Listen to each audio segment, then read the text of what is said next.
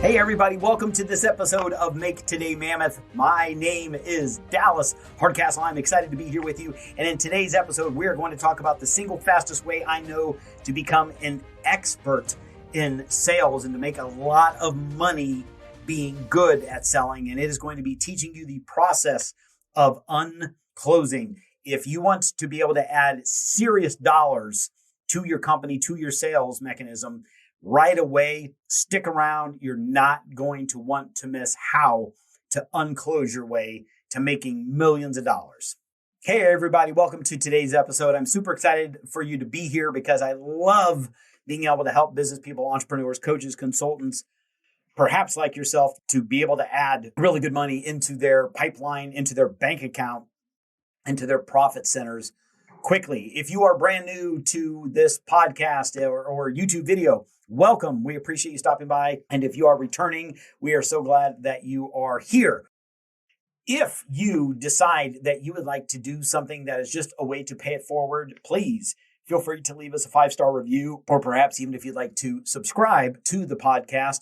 And by you subscribing and or giving it that 5-star rating, that allows other people to be able to find it in the algorithm. It pushes it up. So maybe somebody who is looking for that thing to be able to help them out, maybe they're going through a rough patch, maybe they're a business owner, somebody who needs to be able to figure out how to be able to increase their sales and make more money, help themselves out, help their family out, help their community out.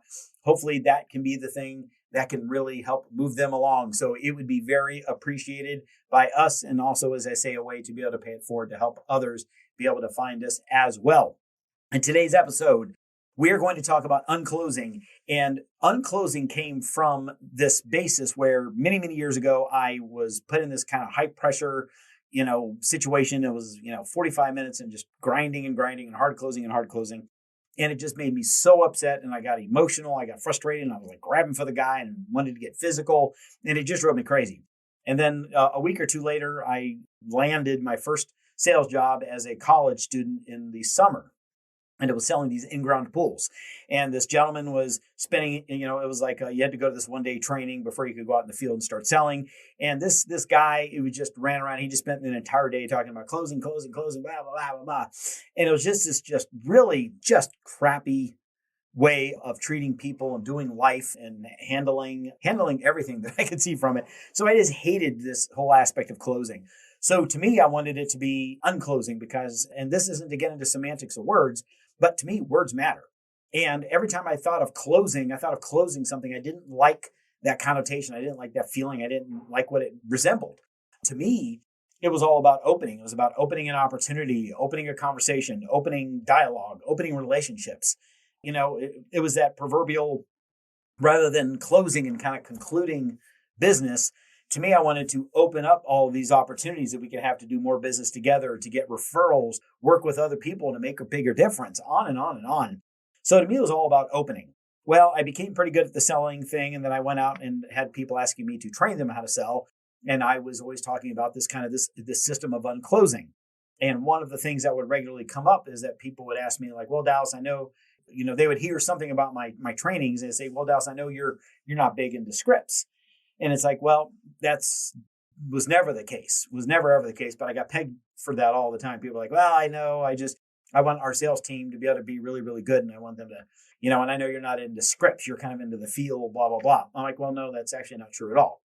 Like, number one, I want you to be very, very good at being able to accurately communicate with different people. Meaning, if you're on the phone with a high skeptic, or with someone who's a fast decision maker or a slow decision maker, if you're someone who is fast and speaks quickly like I do, or someone who is more pensive and more thoughtful, I want you to be able to have these different conversations with different people that are thinking differently, reacting differently, and are going to respond differently to different forms of communication. That's number one. But the number two is, I don't want people memorizing a script. Do we provide script to salespeople when I'm working with sales teams? Yes, of course we have scripts. But more than just hearing it or seeing it, the goal is to train it in a way where they understand it. I want the salespeople to understand it, so that script in front of them, what I found for many, many years is so many times that if somebody just had that script, and then as soon as the call would kind of go off script, and then the salesperson's all frantic and they're jumping all over and trying to find a way to kind of get them inserted back into the script, and then they wind up losing the call, rather than being able to understand what's going on, understand the process, understand why the person is saying and doing certain things. So it's all about being able to sell in a very logical framework. It's a very logical way of being able to connect with that prospect. So when they have some kind of an objection, you're able to logically have a conversation with them. So I'm not trying to close them. I'm just trying to speak like them through rapport, right? I am like them, so they tend to trust me and the things I'm going to say, and they will tend to respect the things that I'm saying. Because if we have no rapport, right? If we just have no rapport whatsoever, then it's going to be very, very difficult to have the same quality of conversation that we can have. But if we at least have great rapport, I'm speaking like they speak, I'm able to reflect back to them as they have reflected to me and things that they've shared. And if I'm able to accurately decipher an insight and then share that with them, because we're like one another, we're thinking like one another, we're deducing, we're going the same direction, we have the same thoughts, the same philosophies, and we can kind of strategically and logically move ourselves forward and advance this conversation, then we have a much better chance now of being able to handle an objection. And the short version of an objection with UNclosing is all about empowering the prospect. We want to provide them with power.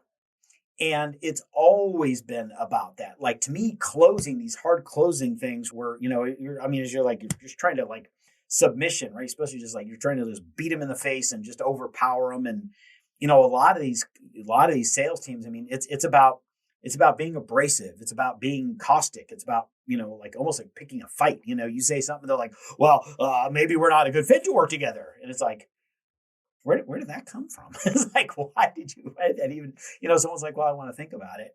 And, the salesperson was like, well, I just, maybe we're just not going to be a fit for one another if you're going to have to think about it. It's like, who talks like that unless you're trying to pick a fight, right? So UNclosing is a logical framework of being able to step through. And while I obviously can't go through an entire training here on this very short podcast we're going to be enjoying together, but I can give some very, very good examples. And some of these examples of, things like, if somebody gets on a call, there's always going to be these handful of things. Think of like Mary Had a Little, right? I learned this from a sales trainer, and I forget the gentleman's name, honestly, but I learned this back, I don't know how long ago. But it's kind of that Mary had a little, and then you say lamb. That was to illustrate that if you know something's going to happen, if you know something's going to come your direction, what is be prepared for it? So when we start to understand a framework of UNclosing, where these objections are going to tend to come in really three different ways. They're going to come from outside circumstances that they feel are out of their control. Then they're going to go to people that are outside of themselves. And then finally, it will come down to them and maybe having the inability to act, take action, decide, come up with the money, fill in the blank. So it's going to be outside circumstance. It's going to be outside others, people, and then finally self, and then those excuses inside the self. So as we can move through those three different areas, then we're able to logically go through this process of UNclosing. And let me just give you, two or three very succinct ones, so that this will hopefully help you as you're getting on your phone calls and you're making sales. Because in my opinion, if you can be a great salesperson, you can get yourself out of almost any jam at any time. Like if you need money and you're a great salesperson, you can go out and you can pick up some phones, you can send some emails, send out some text messages, whatever that is, and you can just sell. Sometimes you're just one or two sales away from really turning things around, especially if you have a premium, a higher offer. Maybe that to you is a $10,000 or $15,000 offer. Maybe it's a $30,000 or $50,000 offer. But a lot of times businesses, man, they're just one or two of these moves away from really being able to turn the ship around. And if you have the ability to do a little bit of marketing and then to be able to get on and just use a logical based UNclosing framework, you can do some pretty powerful things. So things like you get on the phone with somebody and they say, oh, I'm just busy right now. I'm busy. How long is this going to take? I'm busy. Well, number one, it's the fallacy of, well, how long is this going to take? Like you're going to be adding more stuff onto their plate. No, great coaching, great consulting is removing stuff, right? We're removing things from their plate because chances are 99% of the time they're spending a fair chunk of their day doing the wrong things. So it's not that they're doing too many things, they just can't add that 11th or 12th thing. It's that of those 10 things they're doing, 6 or 7 or 8 of them, they don't have any business doing anyway. So we want to eliminate those things and really get them focused on the 2 or 3 things that really do matter, and then spend most or all of their time down in those things. And you do that for a consistency of, 30, 50, 80, 100 days, really good things tend to happen. So the first one is like, oh, I'm just too busy, right? Well, I'm too busy. I don't have time. And that's that fallacy of, as soon as I'm not busy, then I'll have time to not be busy, blah, blah. So the question just is like, oh, well, is this a really busy time for you? It's like, oh, yeah. It's like, oh, have you had busy times like this in the past? Oh, yeah. Are you always this busy? Oh, no. I'm just really super busy right now. Do you see yourself getting busy again in the future? Oh, yeah. I mean, these will definitely, they kind of come and go. Okay. Well, if that's going to be the case, then, it would make sense to get started now, because when you learn how to do this now, and this can not only make you less busy because we're going to be removing things from your plate, not adding things to your plate, it'll also teach you how to be able to be very successful doing this while you're busy. And then when times come around when you're not so busy, then you'll really, really be able to excel and do great things. And then when that period of time comes, when you get busy again, you're not going to fall off and fail, and you'll have already learned how to do this when busy. Therefore, your chances of success go through the roof. If you wait for the perfect time to get this thing started, then as soon as you get busy again, then chances are you're going to fall off. So that's just a really, really simple way of doing it. Say once they go outside and they're thinking of these outside forces, and sometimes they'll go to outside people, right? I need to talk to my partner. I need to talk to my spouse. I need to talk to my husband. I need to talk to my wife, fill in the blank. Well, again, keep this short, but if they're talking to somebody else and they're like, well, I need to go talk to my spouse. Well, first of all, it's like, well, trying to understand why. Like why is it you're speaking to your spouse? Like, why just I got to run this by them? See if is it to see if they approve, or is it to see if they support you? Because there's no way they can't approve of it, really, right? Because they weren't here, they weren't even on the call. So how can they not approve of this? Because they don't know anything about it, right? And they're like, well, no, but I need to go and I need to check in. So then it's like, well, are we looking for approval, or are we looking for support? Because what I would recommend is, if you have a spouse and if this is something that is going to help you, and you've been struggling for whatever period of time, and it's like, does your wife want you? Does your spouse want you to continue struggling? Well, no. Well, do they want you to continue to have a hard time in business, not being able to overcome this thing that you told me you've been struggling with for the past 2 years? Well, no. Well, then I don't think that she is going to sit there and not approve of this. I think what you're really asking her to do is support you. So what I would do is, let's get you started. And then when we get off this phone, later this evening, go to your spouse and say, listen, I've been struggling with this for the past couple of years, and I finally found a solution that I believe is going to, get rid of this thing for me for good. And so I'm going to go forward and do this because this is the solution I really need to get rid of this big problem. And I don't really want you to, approve or disapprove of this thing, but really what I'm asking for is your support. Is support me so that we can grow and we can build and we can be successful in doing this together. That's a really, really powerful way to be able to do amazing things in your business. And say, I could go on and on and on, but I want to keep this digestible. So make today mammoth today with our UNclosing. When we can get ourselves into an UNclosing framework where I'm not thinking about closing somebody, but I'm thinking about opening them up, opening up a relationship. And I'm thinking about walking them through a logical way.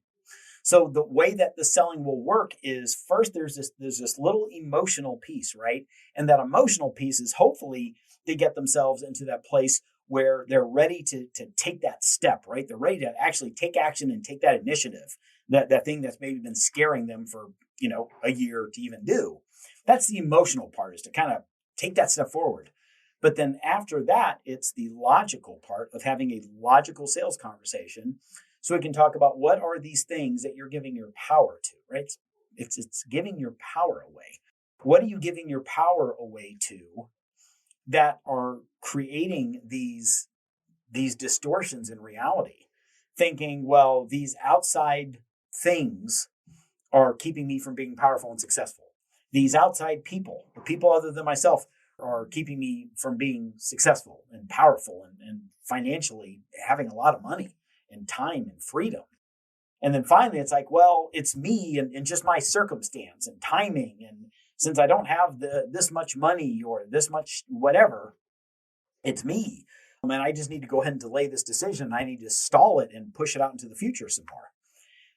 When you have this power, when you possess this power is that all of it resides in you. You have the capacity, you have the resources, you have the drive, you have the intellect, you have the talent, you have the power and the ability to take a step forward and to be able to own your circumstance. So I hope this has been super helpful for you. Obviously, you can always get more information. If you want to ask a question or make a comment below, we are happy to help out in any way that we can. If you want to get any more information about what it is that we do with our MakeTodayMammoth.com, feel free to stop over there and you'll see a little video. It's specifically really geared towards coaches and consultant business owners. So if that is something that would be helpful or useful to you, feel free to go over to MakeTodayMammoth.com. But otherwise, friends, I hope you have an incredible rest of the day. As always, just make today mammoth, and we will look forward to seeing you on the next episode.